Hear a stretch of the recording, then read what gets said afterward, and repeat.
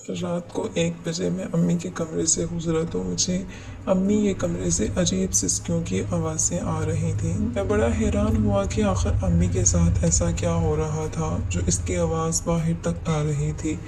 جب میں نے دروازے کو کان لگا کے سنا تو میری امی ابو کو کہہ رہی تھی کہ اور زور سے کرو اور زور سے۔ میں نے ادھر ادھر دیکھا کہ کوئی سوراخ ڈھونڈوں تاکہ اندر کا منظر دیکھ سکوں۔ جب میں نے کمرے کی کھڑکی کو ہاتھ لگایا تو کھڑکی کھلی تھی۔ میں نے جب آہستہ سے کھڑکی کھولی اور اندر کا منظر دیکھا تو میرے ابو نے میری امی کو بالوں سے پکڑا ہوا تھا اور گھوڑی کو فل سپیڈ میں ریس دی ہوئی تھی۔ یہ منظر دیکھا تو مجھ سے کنٹرول نہیں ہو رہا تھا۔ میرا دل کر رہا تھا کہ ابھی ابو کی جگہ امی کو میرا نام شاسین ہے اور میں 20 سال کا ہوں۔ کم عمر میں ہی مجھے ساری باتوں کی سمجھ آ گئی تھی۔ جب ایک رات میں پانی پینے کے لیے اٹھا تھا امی ابو کو میں نے اس حالت میں دیکھ لیا تھا جس میں مجھے نہیں دیکھنا چاہیے تھا، جس کے بعد اب مجھے اس چیز کی عادت ہو گئی تھی اور سب کو دیکھ کر میرا دل زور زور سے دھڑکنے لگتا تھا۔ یہ سب دیکھے بغیر اب تو جیسے مجھے نیند بھی نہ آتی تھی۔ میں ہر وقت انتظار کرتا رہتا کہ کب امی اور ابو پاس جا کر یہ سارا کچھ کریں اور میں انہیں دیکھ کر سکون حاصل کروں۔ اب چلتے پھرتے میں امی کے وجود کا جائزہ لیتا رہا۔ امی پر میرا دل آ چکا تھا۔ اب میں نے امی کے ساتھ وہی سب کچھ کرنا چاہتا تھا جو ابو اس کے ساتھ کر رہے تھے۔ ابو کی عمر اب بڑھنے لگی تھی، وہ کافی حد تک تھکاوٹ کا شکار بھی رہنے لگے تھے۔ میں دیکھ رہا تھا کہ امی اب چڑچڑی سی رہنے لگی ہیں اور ابو ان کو ٹھیک سے خوش نہیں کر پاتے۔ اب ایک جوان وجود رکھتا تھا، میرا وجود بہت سخت اور صحت مند تھا، میں ابو سے زیادہ خوبصورت بھی تھا۔ میں دیکھتا تھا کہ امی مجھے کس قدر حسرت بھری نگاہوں سے دیکھتی ہیں، کیونکہ میری امی کی شادی بھی کم عمری میں ہی ہوئی تھی اور اس کے بعد فوراً ہی میں پیدا ہو گیا تھا، تو کوئی بھی مجھے امی کا بیٹا نہ سمجھتا تھا۔ میں جب بھی امی کے ساتھ بیٹھا ہوتا اگر کوئی انجان دیکھ لیتا تو وہ ہرگز یقین نہ کرتا کہ میں امی کا بیٹا ہوں، کیونکہ امی اور میں دکھنے میں ایک ہی جتنے نظر آتے تھے۔ مگر جب میری نظریں امی پر تھیں تو وہ مجھے بہت بے چین کر رہی تھی اور میں جلد از جلد امی کو حاصل کرنا چاہتا تھا۔ ایک دن امی کی ایک کزن کی شادی تھی، وہاں جانے کے لیے تیار ہو رہی تھی۔ امی نے سرخ رنگ کا جوڑا پہن رکھا تھا جس میں وہ غضب ڈھا رہی تھی۔ امی اتنے عرصے بعد آج بہت اچھی طرح تیار ہوئی تھی اور خود کو وقت دیا تھا۔ ابھی جانے میں تھوڑا وقت باقی تھا۔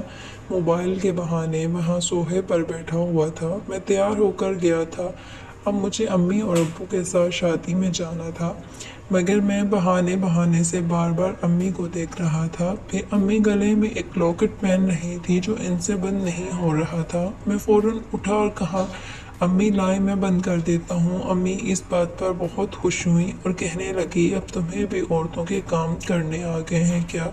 تمہاری بیوی کے تو مزے ہوں گے، کیونکہ اس کا شوہر تو پہلے سے ہی سب کچھ سیکھ چکا ہے۔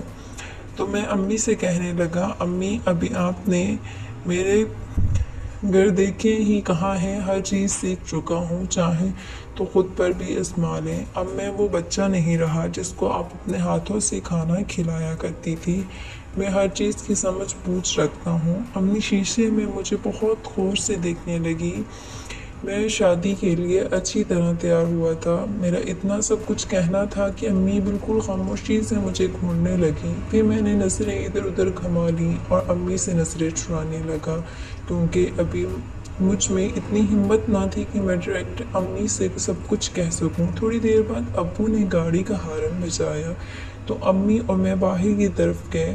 میں نے گاڑی کا شیشہ اپنی طرف موڑا ہوا تھا، ابو گاڑی چلا رہے تھے، جبکہ امی بیک سیٹ پر بیٹھی ہوئی تھی۔ مسلسل شیشے میں امی کو ہی دیکھ رہا تھا۔ امی میری حرکت نوٹ کر چکی تھی، مگر وہ کچھ بھی نہ بول رہی تھی۔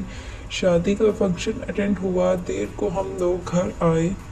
ابو آ کر سو چکے تھے۔ باہر صحن میں کانوں میں ایئر فون لگا کر فون میں گانے سن رہا تھا اور واک کر رہا تھا۔ تبھی اچانک میری امی اور مجھے دیکھ کر حیران ہوئی اور کہنے لگی، سلمان ابھی تک سوئے نہیں، اس وقت تک کیوں جاگ رہے ہو؟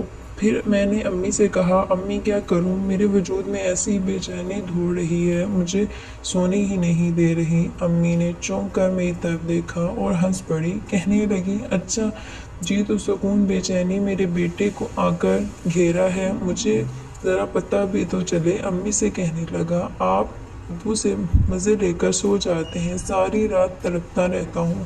امی اتنی کھلی ڈھلی بات سن کر حیرانگی سے دیکھا، پھر کہنے لگی اچھا تو اب میرے بیٹے کو ایک عدد بیوی چاہیے۔ پھر میں امی سے کہنے لگا کہ نہ بابا، اتنی سی عمر میں مجھے ان جمیلوں میں نہیں پڑنا۔ تو امی کہنے لگی پھر کیا بات ہے اور کیا کہنا چاہتے تم، ذرا کھل کر کہو۔ میں نے کہا مجھے ذرا چائے بنا دیں، سر میں بہت درد ہو رہا ہے، شادی کے ہنگامے کی وجہ سے میرا سر کافی تھک گیا ہے۔ امی میرے لیے چائے بنانے چلے گی۔ میں دل میں ہی خوفزدہ ہو رہا تھا کہ مجھے امی سے اپنی فرمائش کر دینی چاہیے، یہ موقع اچھا تھا مگر مجھ سے ناراض نہ ہو جائیں، میرا کیا ہوگا، اس کشمکش کا شکار تھا۔ مگر کیسے بھی کر کے میں نے امی سے بات تو منوانی ہی تھی، کیونکہ میرے پاس دوسرا کوئی چارہ بھی نہیں تھا اور میں اتنی کم عمری میں شادی کر کے اپنا مستقبل بھی برباد نہیں کرنا چاہتا تھا۔ امی نے مجھے چائے بنا کر دی اور بغیر مجھ سے کوئی بات کیے کمرے میں چلی گئی۔ ہم تینوں رات کو ایک ہی روم میں سویا کرتے تھے، کبھی کبھار سردیوں میں اپنے کمرے میں جا کر سویا کرتا تھا، مگر اکثر رات کے 11 بجے میں کمرے میں چلا جاتا تھا۔ اس سے پہلے میں اپنے کمرے میں ہی اپنی پڑھائی کیا کرتا تھا، تب تک امی ابو بھی کھانا کھا کر فارغ ہو جاتے تھے، پھر میں اپنے بستر میں لیٹ جاتا تھا۔ رات کو 1 یا 2 بجے کے قریب جب ابو امی کو اٹھاتا تو اس کی آہٹ پر میری بھی آنکھیں کھل جاتی تھیں، مگر کبھی بھی ان کے اوپر یہ ظاہر نہ کرتا تھا کہ آپ لوگوں کو دیکھ کر کمرے میں بالکل ہلکی سی روشنی ہوتی تھی جس سے اس کا چہرہ بھی واضح نظر آتا تھا، مگر میں اچھی طرح واقف ہو گیا تھا کہ وہ لوگ کون سا کھیل کھیل رہے ہیں۔ آج جب میں کمرے میں داخل ہوا تو وہی مدھم روشنی چل رہی تھی۔ میں اپنی جگہ اپنے بستر پر سو گیا۔ رات کے تقریباً 3 بجے تھے۔ ابو نے امی سے آہستہ آہستہ سرگوشی کرنا شروع کی، جس سے میری آنکھیں کھل گئی۔ اب میں دونوں کو کمبل سے آنکھیں باہر نکال کر دیکھنے لگا۔ یہ سارا منظر میری آنکھوں کے سامنے کسی فلم کی طرح چل رہا تھا۔ جب ابو اپنی بازی کھیل چکے تو نڈھال ہو کر لیٹ گیا، مگر میں دیکھ رہا تھا کہ میں مسلسل بے چین ہوئی جا رہی تھی۔ شاید ان کو ضرورت ابھی پوری نہ ہوئی تھی، وہ ادھر سے ادھر کروٹیں بدل رہی تھی۔ میرا جی چاہ رہا تھا کہ ابھی اٹھ کے ان کے ساتھ ہی لگ جاؤں، مگر ابو کے ہوتے ہوئے یہ سب کچھ ممکن نہ تھا۔ یہاں میں تڑپتا ہوا لیٹ گیا اور وہاں پر امی پھر نہ جانے رات کی کس پہر میری آنکھ لگ گئی، وہ سو گیا۔ اگلی صبح میری آنکھ کچھ دیر سے ہی کھلی۔ اگلا دن اتوار کا تھا، اس لیے امی نے مجھے ابو دونوں کو نہ اٹھایا تھا۔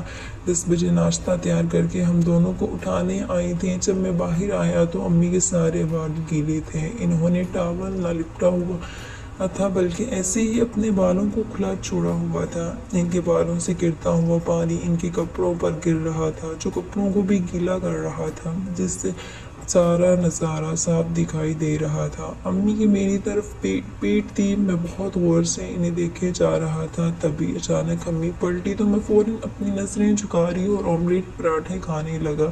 ناشتہ کرنے کے بعد ابو امی سے کہنے لگے جو میں نے تم سے کام بولا تھا وہ تم نے کیا؟ تو امی مایوسی سے ان کی طرف دیکھنے لگیں اور کہنے لگیں کہ اتنے دن کس طرح سے آپ کے بغیر گزار سکتی ہوں بھلا؟ پھر ان سے پوچھنے لگا امی ابو کہاں جا رہے ہیں؟ تو امی نے بتایا تمہارے ابو لاہور جا رہے ہیں آفس کے کچھ ضروری کام سے 1 ہفتے کے لیے، پھر اگلے اتوار کو ہی ان کی واپس آنا ہے۔ تو میں خاموش ہو گیا۔ امی ابو کا بیگ تیار کر کے کپڑے انہوں نے پہلے استری کر دیے تھے، ضرورت کا سامان بھی ان کے بیگ میں ڈال دیا۔ ابو نے مجھے کہا مجھے اسٹیشن پر چھوڑ کر آؤ۔ میں خوشی خوشی اٹھا اور دل میں سوچنے لگا اب میری باری آ گئی ہے جس کا مجھے انتظار تھا۔ اب وہ وقت اپنی آنکھوں کے سامنے دیکھ رہا تھا۔ امی کافی افسردہ تھی کیونکہ امی ایک رات بھی ابو کے بغیر نہ گزار سکتی تھیں۔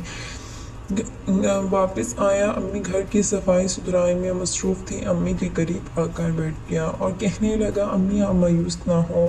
نہ تو امی کہنے لگی ہاں تو مگر تمہارے باپ کی جگہ کون لے سکتا ہے؟ پھر میں نے آہستہ سے کہا امی آپ کو بولا ہے نا میں ہوں نا، میں سنبھال لوں گا۔ امی نے جیسے میری بات ابھی بھی نہ سمجھی تھی۔ سارا دن یوں ہی گزر گیا اور پتہ ہی نہ چلا۔ شام کو دوستوں کے ساتھ باہر نکل گیا تھا تاکہ اتوار کے دن میرے دوست فارغ ہوتے اور میں ان کے ساتھ ہی باہر کھانا کھاؤں گا۔